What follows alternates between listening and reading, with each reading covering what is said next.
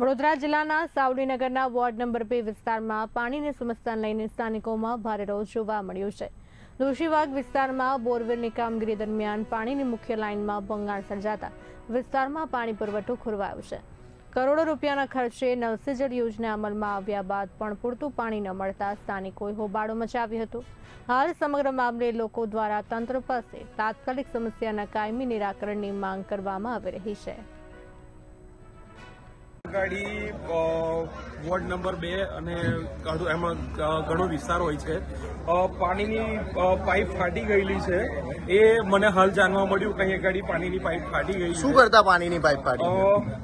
મને ખબર નથી હાલ, તો અહીંયા ગાડી નજર જોયું, ખાડો ખોદતા કંઈક પાઇપ ફાટેલી છે, એટલે પાણી છોડ્યું હતું, પણ ત્યાર પછી આપણે પાણી બંધ કર્યું। પાલિકાનું પાણી આ વિસ્તારને આપવા માટે જ અત્યારે એમનો ટાઈમ હતો, એટલે આપવા માટે જ આપણે પાણી છોડ્યું હતું અત્યારે, પણ આ લીકેજ હતું એટલા માટે પાણી અત્યારે બંધ કરવું પડ્યું। આક્ષેપ એવા કરે છે કે છેલ્લા 3 મહિનાથી પાણી નથી મળતું।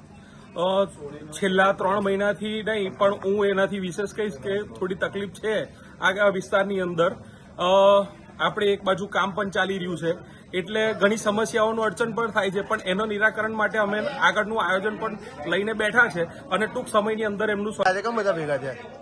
લગભગ છેલ્લા 3 દિવસથી સાવલીમાં જે માતા ભાગો વિસ્તાર છે ત્યાં પાણી આવ્યું નહીં, એટલે અમે પેલા ભદેશ પાઠક છે, કોર્પોરેટર છે, અમને ફોન મારીને કહીએ છીએ કે પાણી આવે છે, 7:30 પાણી આવશે। પાણી આવ્યું, 10 મિનિટ આવીને બંધ થઈ ગયું। પાછો ફોન માર્યો તો કે ભાઈ હવે શાંતિ રાખ, પાઇપલાઇન ફાટી છે, રિપેર થાય છે।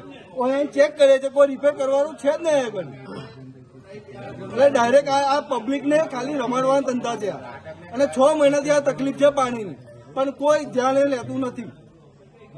બસ